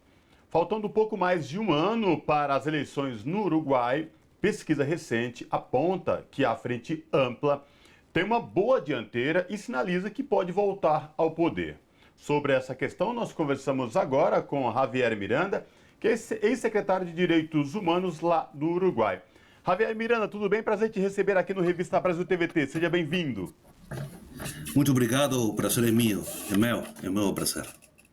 Vamos falar então desse processo, né, das forças políticas que envolve hoje o governo do Uruguai. Saiu uma pesquisa recente aí mostrando opinião de voto, de que as pessoas, se a eleição fosse hoje, por exemplo, que grande parte da população do Uruguai votaria na Frente Ampla. Isso quer dizer que a Frente Ampla poderia voltar ao governo do Paraguai. Queria te ouvir sobre essas questões, no Uruguai, aliás. Queria te ouvir sobre essas questões, né, envolvendo todo esse levantamento que aponta aí essa possível volta do poder da Frente Ampla no Uruguai, que perdeu na última eleição. É possível. Falta um ano para a próxima eleição, é muito tempo. Mas as encuestas neste momento estão dando a possibilidade 44% para a Frente Ampla. E o atual governo, que é um governo de coalição, né? É um governo que participa o Partido Nacional, o partido branco histórico do país, que tem mais ou menos 27, 28% do eleitorado regularmente, mas com a aliança da ultradireita, do partido, falamos assim, de partido militar, o Cabildo Abierto, que é um partido novo, um partido da última eleição, dirigido por um militar.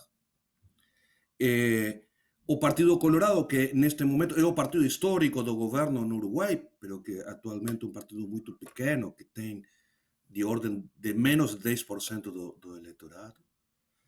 Então, essa coalição que hoje é o governo tem, neste momento, nas encuestas, dá cerca de 40%.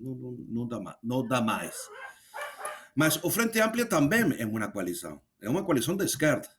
Mas a diferença é que a Frente Ampla, eu fui presidente da Frente Ampla por 5 anos, tenho orgulho de haver sido presidente da Frente durante 5 anos.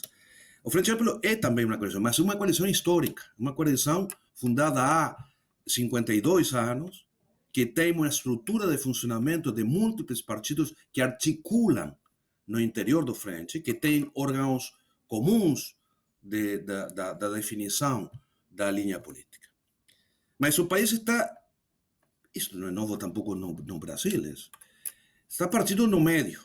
Você tem uma parte que vota aos conservadores, o setor da direita, não da extrema-direita como no Brasil, onde o bolsonarismo claramente é uma extrema-direita.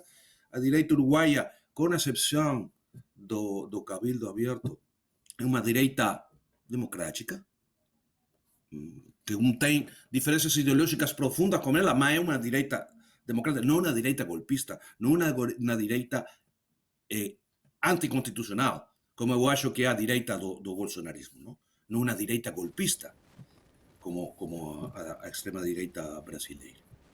Então, o panorama para o ano próximo é que a eleição vai ser muito disputada, há grande chance que a Frente Ampla retome o governo nacional. Eu acho que é altamente provável. Entre outras coisas, además, porque ao setor do atual governo, em Uruguai não há reeleição. O presidente atual não pode ser candidato a presidente na próxima eleição, não pode renovar seu mandato imediatamente. Então, o problema do governo, dos setores que apoiam o atual governo, é que não tem um líder forte como é Lacalle Pou. Lacalle Pou é um líder político de destaque, de renome, reconhecido na população. Então, não tem tampouco para a próxima eleição um candidato muito claro. E o Frente Amplio, desde a oposição, fez uma oposição séria, responsável, com muitas propostas. Então, eu acho que é altamente provável que ganhe a próxima eleição. Mas falta um ano. É muito tempo, um ano, em um período político. Bastante tempo mesmo, Javier. Um ano pode acontecer muita coisa. E eu gostaria de saber, inclusive, sobre a política regional das províncias, dos estados. Tem influenciado também nesse entendimento? Você falou, Lacalle Pou é muito popular, é muito bem conhecido, mas e regionalmente, como têm sido as forças políticas e o que isso pode influenciar nessa eleição nacional que acontece no ano que vem? Pou, vocês ouviram há uns dias, nada mais, com a cumbre dos presidentes na Iguaçu, na Argentina, na última posse do Mercosul. Ele tem uma atitude muito confrontativa frente incluso aos países irmãos, ao Brasil, à Argentina, de fichar a sua posição. Eu acho que um pouquinho de soberbia. Não sei se você fala de soberbia, se fala de soberbia em português. ¿Sí? Um pouquinho de soberbia, não? Então, eu acho que a atitude que ha tido o presidente Lacalle Pou recentemente, claramente na cumbre do 4 de julho, mas tuvo naquele encontro que convocou o presidente Lula na Brasília, no 30 de maio, de todos os presidentes da região para falar de integração. A atitude do presidente, que eu acho que não é a atitude do Uruguai, não responde propriamente à atitude e ao sentimento do povo uruguaio de afastar-se da integração, de afastar-se das grandes linhas da integração que propõe o presidente Lula, que propõe o presidente Petro, que propõe o presidente Boric, que propõe o presidente Fernandes. Não?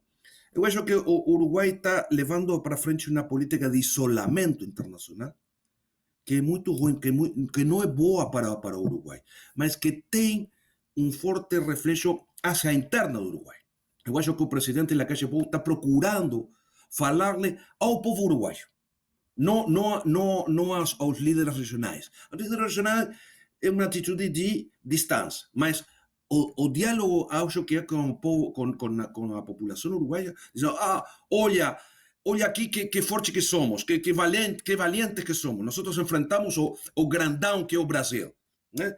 Ponemos um freio.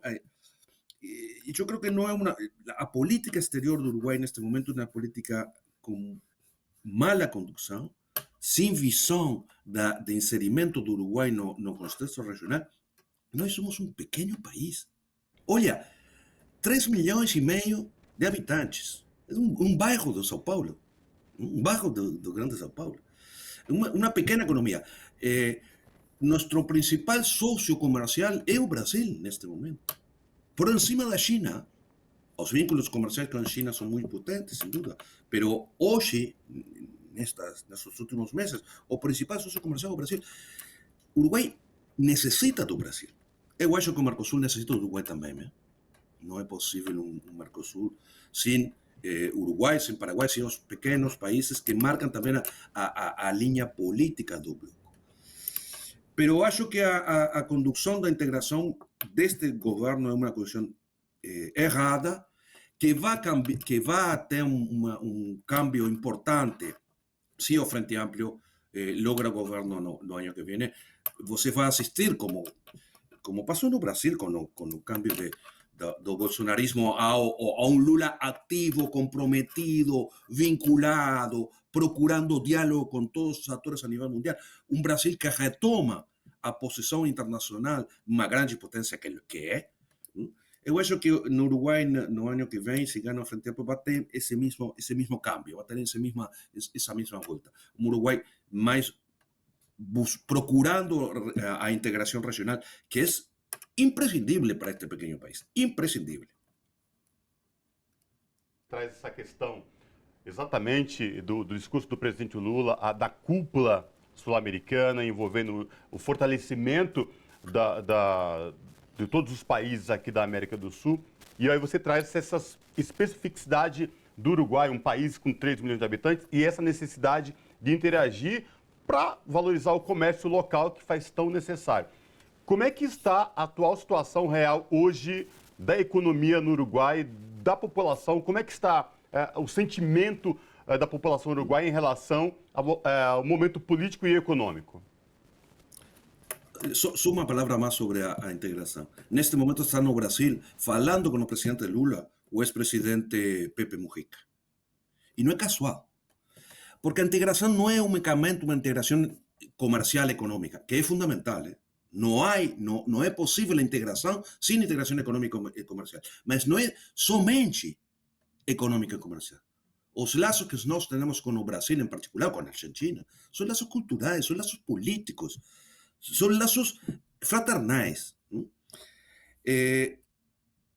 O Pepe está falando neste momento com Lula porque tem uma visão de integração comum muito potente. Pepe não vai ser o próximo presidente do Uruguai, que está claro, mas é um interlocutor fundamental nos processos de integração. E não por o poderio econômico do Uruguai, sino por amplitude política, por a visão política de futuro, que eu acho que Pepe representa, que é a necessidade de integração dos povos. Os dois velhos, o presidente Lula, o presidente Mujica, estão fazendo o legado para o futuro, que é o legado da integração. A situação econômica do Uruguai é uma situação difícil, uma inflação controlada sobre a base de atraso cambiário. Não sei como se fala isso em português. O valor do dólar está muito deprimido. Muito deprimido. Desvalorizado. Sim? Então, isso é uma política para manter a inflação em níveis por baixo dos 6%, que é o objetivo do governo. Agora, isso tem um custo da possibilidade de competência, da competitividade dos setores exportadores do Uruguai no mundo. Porque isso faz que os nossos produtos exportáveis, que competem com os do Brasil, com os da Argentina, com os do Paraguai, são muito caros no exterior. O Uruguai, eu gosto muito que os brasileiros venham para o Uruguai, fazer turismo, a bater papo, aquilo que não jogar futebol, mas que venha para o Uruguai. Mas se você afinal de contas, isso também é integração. Pero claro, e se não, olha aí o Luiz Soares no Porto Alegre neste momento.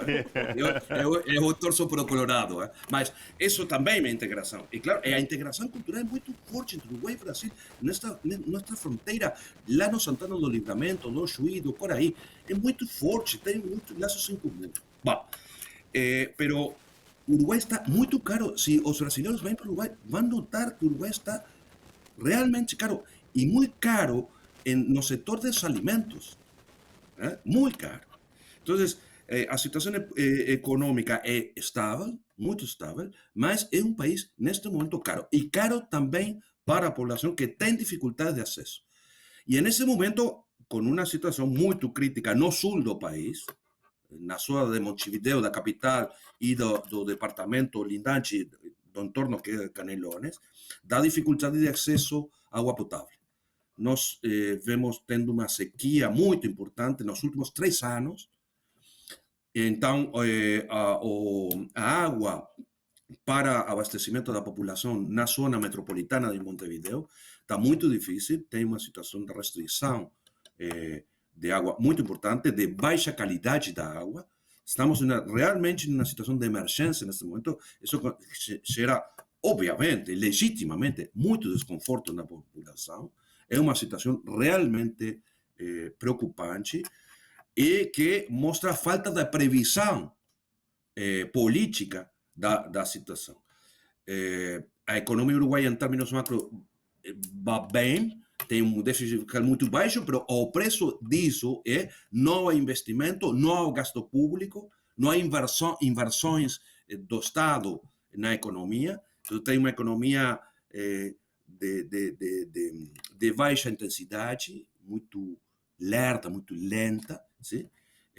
Com uma situação de ocupação da população ocupada laboralmente razoável, mas com um impulso muito forte da indústria da construção, que é muito importante no país, com um investimento que se fez da madeira, da indústria da celulosa no centro do país, que convocou muita mão de obra, pero tem dificuldades realmente, uma situação econômica delicada. Não digo mala de crise econômica, mas sim delicada. Caro, com pouca investimento e com pouca perspectiva do futuro. Essa foi nossa conversa com Javier Miranda, que é ex-secretário de Direitos Humanos do Uruguai e foi também presidente da Frente Ampla, uma frente de esquerda do Uruguai, frente política de eleitoral. Javier, com certeza, compreender a situação hoje do Uruguai e acompanhar como vai ser esse 1 ano até o processo eleitoral, muito nos interessa como povo brasileiro, por conta dessa importante integração que a gente tem, não só no futebol, mas em todos os aspectos. Então, a gente agradece muitíssimo a sua participação e a gente segue acompanhando todo esse cenário político do seu país. Muito obrigado pelo convite. Abraço.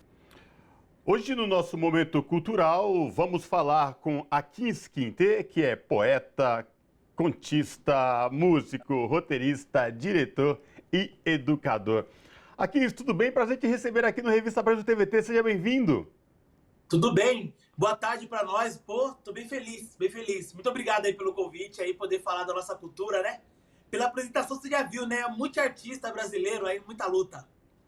Verdade. E Aquins, vamos falar então desta luta no dia a dia, de ser um artista, de ser um diretor, de ser músico, de ser roteirista negro, em um país que a gente sabe exatamente quanto é difícil entrar, se inserir no meio cultural se você não tem de pele branca. Queria te ouvir sobre esses desafios. É que você falou, né? Muito desafio, né? E além disso tudo, é um trabalho que tem uma identidade africana no Brasil, né? Então a gente sabe que é cada vez mais difícil. Porém, também do nosso lado existe uma força muito grande, né? O que a gente faz culturalmente, o que a gente acredita enquanto vida, é uma continuidade, né? Sou neto, bisneto, a gente sabe de africanos, de quilombolas, que lutaram muito para se manter vivos e vivas, né? Então eu sou continuidade disso daí também. Eu tenho um prazer e orgulho de, ainda mais através do audiovisual, de contar um pouco essa história de quem veio antes, né? E da literatura que eu gosto muito também vim produzindo, né? E eu acho que é um trabalho que acompanha isso que somos, de negritude, de muita ginga, de muita musicalidade, de muito ritmo. E isso faz, inclusive, a gente se blindar e várias vezes aprender a gingar diante desse país aí também que nos quer mortos ou presos. A gente está falando dessa multitarefa dentro do mundo das artes, né? Diversas linguagens, né? A linguagem da poesia, a linguagem do conto, a linguagem do audiovisual, do documentário. E eu queria entender como é que a luta antirracista dialoga com todos esses tipos de narrativa, assim, como em cada um deles você coloca essa luta tão importante e tão real que a gente tem no nosso país, não no nosso país, em todo mundo, né? Que é combater o racismo, né? Não basta não ser racista, mas há que ser antirracista. Então, queria saber como é que você faz para cada uma dessas linguagens se interagir com a luta antirracista. Ana, ele falou, o Cosmo, ele trouxe uma coisa que é sobre esse lance da arte e educação, porque eu trabalho muito também, né? Trabalhei muito na Fundação Casa, com literatura. Hoje eu dou aula em Diadema, na Fábrica de Cultura de Diadema, com Arte e Educação. Eu acredito que nessa luta, é muito importante essa luta antirracista, mas antes eu acho muito importante uma luta de autoestima do nosso povo preto também, né? Da gente também passar na frente do espelho e se ver, não mais fugir desse espelho ou se olhar com ódio. Eu acho que o racismo, uma das coisas mais fortes do racismo é tentar tirar essa humanidade nossa, né? Essa de fazer... O Malcolm X, que ele fala no livro dele, ele fala isso. Ele fala que o pior crime do homem branco foi ensinar nós ter ódio de nós mesmos. Então, quando eu penso arte e educação, quando eu penso nesse trabalho, eu penso nessa ideia de na Zona Norte de São Paulo, a gente tem um sarau no quintal, que participa muitas crianças assim. A gente pensa num futuro mais escuro para essas crianças mesmo, né? Na hora que for encontrar seus parceiros, suas parceiras, não terem nem dúvidas de quem vai se casar para poder manter uma caminhada de negritude.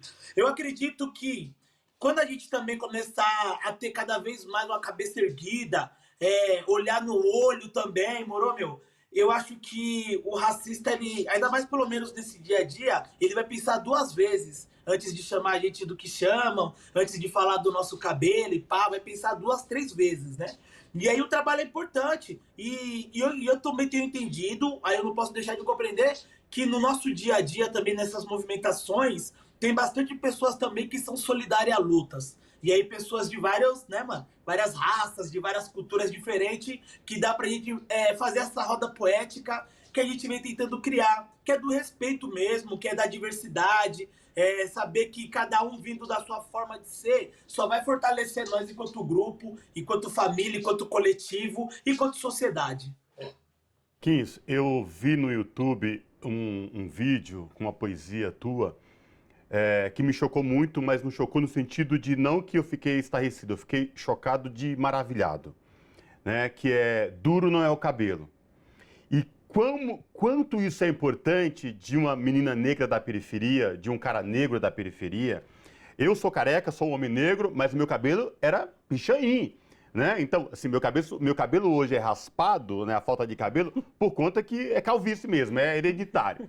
Mas quando eu vi essa poesia, duro não é um cabelo, é uma coisa que marca tanto, que diz tanto de quem nós somos no dia a dia, de quanto é difícil ver um cara negro ou uma menina negra não ter orgulho do seu pichain, da sua muvuca, de que isso não é feio, de que isso é da nossa raça, da nossa pele, e que não é demérito e nem deixar de ter orgulho para andar com isso. E esta poesia que eu vi você recitando, falando, e envolvia tantas pessoas, tanta gente que estava ali no teu entorno, que é uma coisa muito comovente. Queria te ouvir também sobre essa coisa de resgatar o orgulho e a alegria de ser quem é, seja com cabelo pichain, seja com cabelo esticado. Enfim, queria te ouvir também sobre isso. Nossa, esse poema, Duro Não é o Cabelo, é o poema meu assim que ele mais viralizou, né? Eu fui campeão em 2014, no primeiro festival. Essa gravação específica que é no Sesc Pompeia, esse dia foi assim... Foi muito interessante mesmo, assim. Porque eu declamava com a banda Láfia, que é uma banda muito legal, eu sempre declamava os poemas mais tranquilos. Eu falei, quero falar duro no cabelo, que eu nunca mais declamei. Então, depois desse dia também, tipo assim, na hora, as pessoas estavam se emocionaram muito com esse texto. E depois de lá pra cá, muitas pessoas... Eu, no começo, eu não acreditava nem nisso. Olha que louco, né? Eu falava, que? As pessoas falaram, não, eu parei de alisar o cabelo depois desse poema. Na hora eu falava, mano, tá querendo falar pra... Mas depois eu vi que era muita gente falando, né? Pô, parei, cortei o cabelo, meu cabelo tá pequeno porque eu comecei... Várias mulheres falando isso pra mim, né? Então esse texto, ele reflete várias coisas. A gente tem avançado bastante nessa coisa do cabelo, né? Ou de várias coisas de autoestima, né? Também, porque eu sempre quis ter cabelo grande, eu tive black, eu tive uns dreadão, tal, os cabelão. E desde criança eu sempre quis ter. Mas essa sociedade, ela sempre embarreirando, né? Um dia eu peguei uma palestra com Salomão, e ele tava falando sobre essa coisa da galera do racismo comparar o cabelo crespo com o bombril. Ele falava, mano, como os caras são burros, mano, como as pessoas são burras, né? Porque o pessoal nas antigas, quando lidava com os cabelos crespo, comparava a lã. Olha que barato bonito, né? Aí vê um pessoal burro e comparar a bombril. É muita burrice que, se a gente não trabalha esse lance da autoestima, pega no nosso coração, né? A gente tem vergonha de tudo que tendo nossos traços do que somos, né? Então esse texto aí, pô, é um dos textos assim que mais rolou, que a galera gosta de declamar por aí também. E eu acredito cada vez mais, mano, que a tendência é a galera ter orgulho de si, isso ser só um passo e cada vez mais jovens, né? Esse barato do orgulho de gostar de si para poder, a partir daí, a pessoa ser cineasta, a pessoa ser médica, a pessoa ser o que ela quiser que seja. E não ficar nessa treta ainda de ser reconhecido enquanto seres humanos.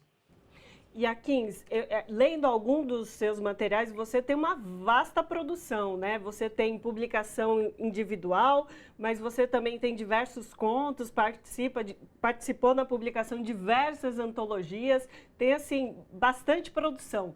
Em algumas delas, eu vi referência a orixás, por exemplo, e aí eu queria te perguntar sobre essa referência das religiões de tradição africana, como é que é isso para você, o quanto disso influencia a sua obra, não só literária, mas também no audiovisual?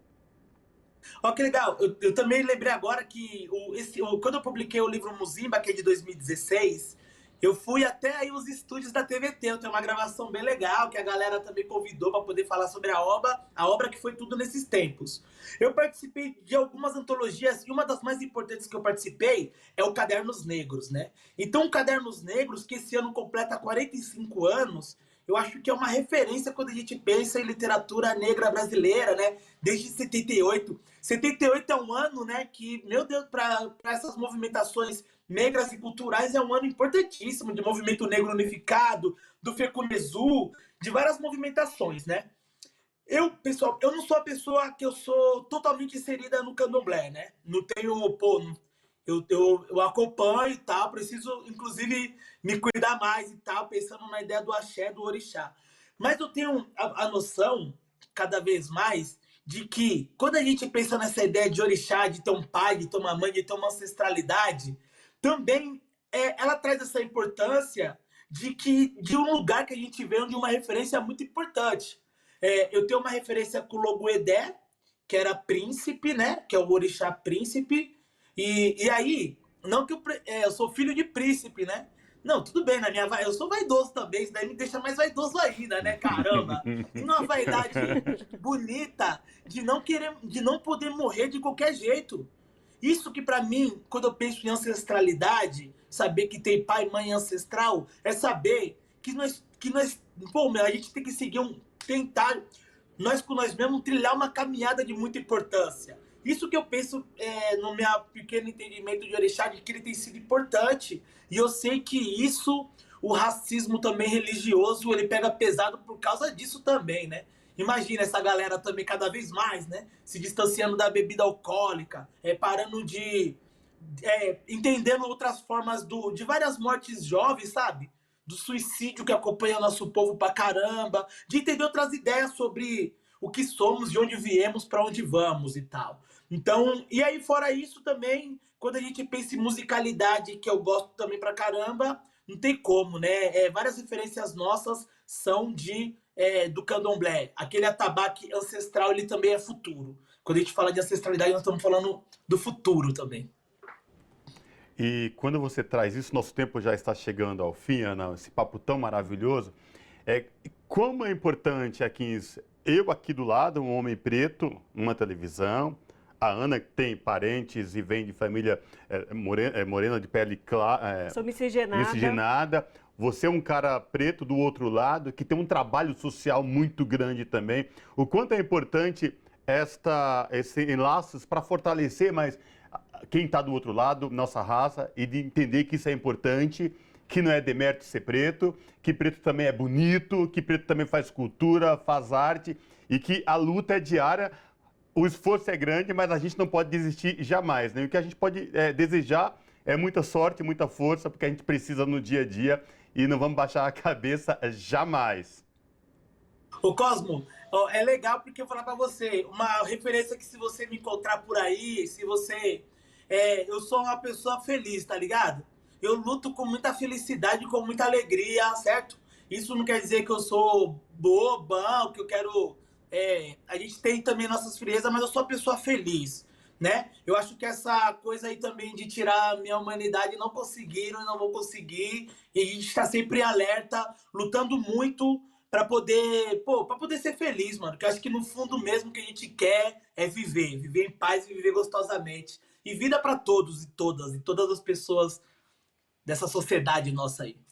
Akins, aí você falando dessa forma, diversos materiais que eu li sobre você, sobre essas antologias, me veio muito uma referência sobre aquilombamento, né? E eu queria saber se essa sua felicidade, se esse seu jeito de lidar com a vida e com os problemas sociais que a gente tem relação com esse aquilombamento. Queria te ouvir. Sim, Ana, porque eu acho que isso que nós estamos fazendo é uma referência de aquilombamento, isso alimenta, né? Nós três aqui conversando uma ideia positiva, sabe? E cada vez mais a gente tá conseguindo compreender que a gente tem uma relação muito forte com a galera nossa, que é de esquerda, que é uma galera preta, que são as minas, que são as monas, que tem uma cabeça da hora, mano. Acho que a nossa tendência é aquilombar cada vez mais. Eu tenho certeza disso, porque essas relações que nós temos de vida, de irmandade, sabe? Então isso fortalece nossas caminhadas. Isso é aquilombamento. A gente expandir cada vez mais e a casa grande ficar cada vez menor. E essa coisa do solidão, essa coisa do eu ficar cada vez menor, né? Cada vez mais essa solidariedade e cada vez mais o respeito e o amor entre nós. Olha só, nosso tempo chegando ao fim, Akins, mas assim, eu vou te convidar, vamos ficar aqui, porque a gente vai passar agora um pequeno teaser do documentário que você foi diretor e roteirista, Giro Bandeira, Gaviões do Carnaval, para trazer um pouco do teu trabalho aqui, para trazer para os nossos telespectadores aqui da TVT e também ouvintes da Rádio Brasil Atual. Vamos acompanhar juntos.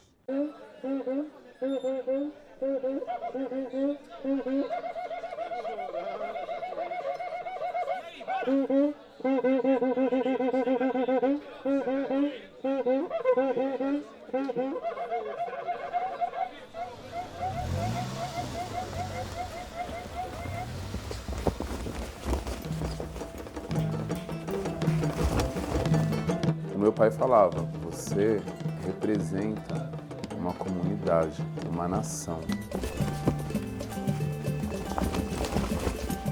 Essa lei tem funções a cumprir. A função dele é proteger a porta-bandeira, proteger o pavilhão e apresentar o pavilhão. Aquele pavilhão era um pedaço da história de cada pessoa que compunha a escola de samba. Quanto mais doía, mais eu tinha que sorrir. Quanto mais ardia, mais eu tinha que dançar. Porque eu sou verde e branco até a morte. A dança do mestre de porta-bandeira só é ensinada dentro da quadra de escola de samba, por comunidades. Esse corpo, ele baila deslizando. Eu não sei o que vai vir do movimento, e é aí que está o encanto. Não faça o movimento, seja o movimento. Imagina você com o pavilhão na mão, uma bateria inteira abaixo em sua direção. Não é para você, é pro pavilhão. Essa é a magia da dança do mestre Sala da porta-bandeira. Essa é a nossa contribuição com esse veículo de resistência que chama-se Escola de Samba, onde nós aprendemos o samba. Feliz de quem empunha o pavilhão e mesmo triste se impõe com altivez. E mesmo bem abatido assim por dentro, faz do samba instrumento e oração. E oração.